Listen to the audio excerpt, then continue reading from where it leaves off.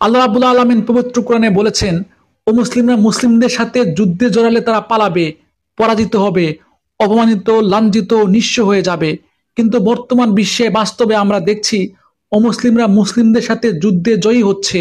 অর্থ, সম্পদ, মান, সম্মান, ক্ষমতা, প্রভাব, প্রতিপত্তি সব দিক থেকেই তারা মুসলিমদের থেকে শ্রেষ্ঠ। আর মুসলিমরা পরাজিত, লাঞ্ছিত, উদ্বাস্তু হয়ে যাচ্ছে। তাহলে কোরআনে কি আল্লাহ ভুল বলেছেন? এই গুরুত্বপূর্ণ প্রশ্নটি সামনে রেখে আজকের তাফসীর এগিয়ে যাবে। ধৈর্য ধরে সম্পূর্ণ ভিডিওটি দেখুন। আপনি যদি চান কোরআনের আলো, কোরআনের সৌন্দর্য সবার কাছে ছড়িয়ে যাক, তবে আপনি এই ভিডিওতে লাইক, কমেন্ট ও শেয়ার করবেন এবং চ্যানেলটি সাবস্ক্রাইব করবেন। আপনার লাইক, কমেন্ট, শেয়ার ও সাবস্ক্রাইব এই কাজটি আরো সহজ করে দেবে। সম্মানিত শ্রোতামণ্ডলী, মহাগ্রন্থ আল কোরআনের ধারাবাহিক তাফসিরে আজকে ইনশাআল্লাহ আমরা পবিত্র কোরআনের সূরা আল ইমরানের 111 এবং 112 নম্বর আয়াত দুটি নিয়ে আলোচনা করব। এই দুটি আয়াতে মহান আল্লাহ রাব্বুল আলামিন বলেন, لن ينصروكم إلا أذى وإن يقاتلوكم يولوكم الأدبار ثم لا ينصرون। সামান্য কিছু দুঃখ কষ্ট দেয়া ছাড়া তারা তোমাদের কোনো ক্ষতি করতে পারবে না। তারা যদি কোনো সময় তোমাদের সাথে সম্মুখ যুদ্ধে লিপ্ত হয় তাহলে তারা পালাবে, অতঃপর তাদের কোনো রকম সাহায্য করা হবে না।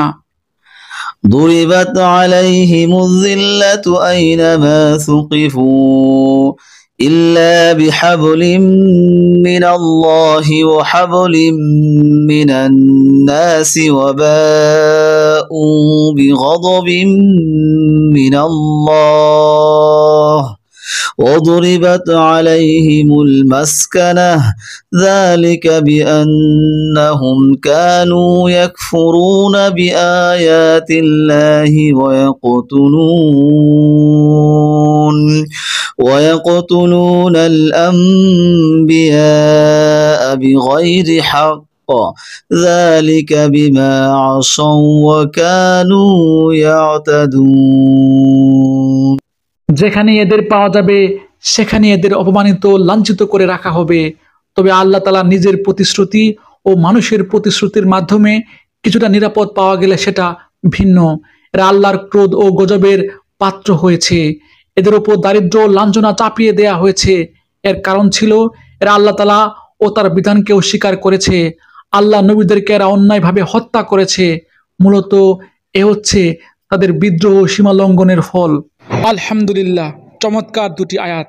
এই দুটি আয়াতে আল্লাহ রাব্বুল আলামিন বলেছেন, ও মুসলিমরা, শয়তানের অনুসারীরা মুসলমানদের সাথে যুদ্ধে জড়ালে তারা পালাবে, পরাজিত হবে, অপমানিত, লাঞ্ছিত, নিঃস্ব হয়ে যাবে। তবে এক্ষেত্রে শর্ত আছে। শর্তটি হলো প্রকৃত মুসলমানদের সাথে অমুসলিমদের যুদ্ধ হতে হবে। প্রকৃত মুসলিম হচ্ছে তারা যা আল্লাহর কোরআনের আদেশ নিষেধগুলো যথার্থভাবে পালন করে। এই মুসলমানদের দৃষ্টান্ত হচ্ছে হযরত মুহাম্মদ সাল্লাল্লাহু আলাইহি সাল্লাম ও তার পরবর্তী খলিফাগণ, যাদের নেতৃত্বে অর্ধেক পৃথিবী মুসলমানদের শাসনে এসেছিল এবং মুসলমানরা পৃথিবীর শ্রেষ্ঠ জাতিতে পরিণত হয়েছিল। তবে বর্তমান বিশ্বের মুসলমানরা প্রকৃত মুসলমান না, তারা নামধারী মুসলমান। আল্লাহ রাব্বুল আলামিন পবিত্র কোরআনের সূরা আল ইমরানের 19, 103 এবং 105 নম্বর আয়াতে বলেছেন, প্রকৃত মুসলমানরা দলাদলি, মতবিরোধ ও বিচ্ছিন্নতা পরিহার করে এক হয়ে থাকবে। এই ঐক্যবদ্ধ জাতিকে কেউ পরাজিত করতে পারবে না। এখন নামদারি মুসলমানরা আল্লাহর ঐক্যবদ্ধ থাকার এই আয়াতগুলো অস্বীকার করে হাজার হাজার দলে মতে বিভক্ত হয়ে পৃথিবীর দুর্বল জাতিতে পরিণত হয়েছে। এই বিভক্ত জাতিকে তো ইহুদি খ্রিস্টানরা পরাজিত করবেই। আল্লাহ রাব্বুল আলামিন পবিত্র কোরআনের সূরা আনফালের 60 নম্বর আয়াতে বলেছেন, প্রকৃত মুসলমানরা নিজেদের রক্ষা করার জন্য যথাযথ শক্তি, সামর্থ্য, যুদ্ধাস্ত্র, পারমাণবিক বোমাসহ সময় উপযোগী যুদ্ধযান সবসময় প্রস্তুত রাখবে। কিন্তু নামধারী মুসলমানরা তাদের রাষ্ট্রের সুরক্ষায় সামরিক ক্ষমতাকে সমৃদ্ধ করে না। তারা শক্তিশালী পারমাণবিক বোমা, উন্নত প্রযুক্তির যুদ্ধাস্ত্র তৈরির প্রতিযোগিতা করে না। তারা প্রতিযোগিতায় ব্যস্ত বুর্জ খলিফা নিয়ে, তারা ব্যস্ত বিশ্ববিখ্যাত হোটেল মক্কা টাওয়ার নিয়ে, তারা ব্যস্ত বড় বড় বিনোদন পার্ক তৈরি নিয়ে, খেলাধুলার আয়োজন নিয়ে, তারা ব্যস্ত নাটক, সিনেমা ও বড় বড় কনসার্ট নিয়ে। বিনোদনে ব্যস্ত জাতি তো প্রকৃত মুসলমান হতে পারে না।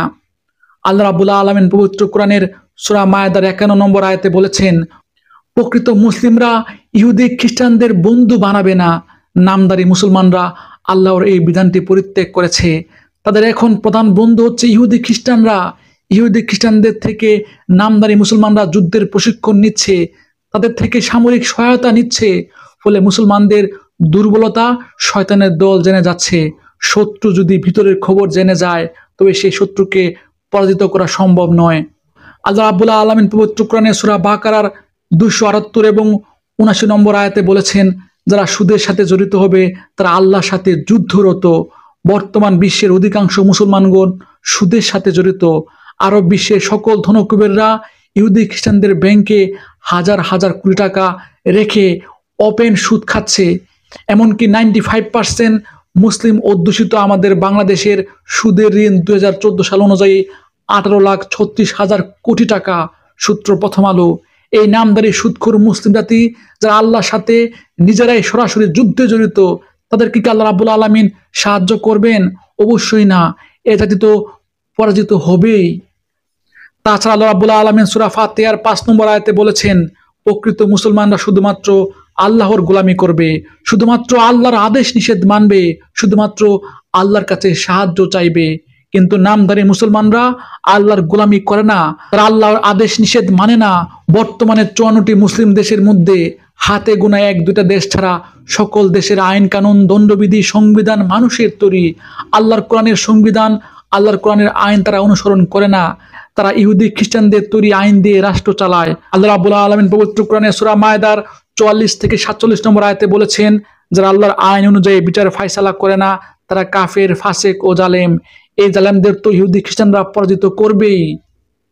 তবে যদি মুসলমানরা দলাদলি মতবিরোধ পরিত্যাগ করে ঐক্যবদ্ধ হয়ে জ্ঞান, বিজ্ঞান, শিক্ষা দীক্ষায় উন্নত হতে পারে, সুদ, ঘুষ, আল্লাহর আইন বিরোধী কাজ পরিত্যাগ করে একনিষ্ঠ মুমিন বান্দা হতে পারে, তবে তারা শয়তানের দলকে পরাজিত করে আবার পৃথিবীর বুকে কালিমার পতাকা উত্তোলন করে শ্রেষ্ঠত্বের আসনেও আসীন হতে পারবে। আল্লাহ রাব্বুল আলামিন আমাদের সবাইকে মুসলিমদের হারানো গৌরব পুনরুদ্ধার করার তৌফিক দান করুন। এই প্রত্যাশা আজ এখানে শেষ করছি। ধন্যবাদ।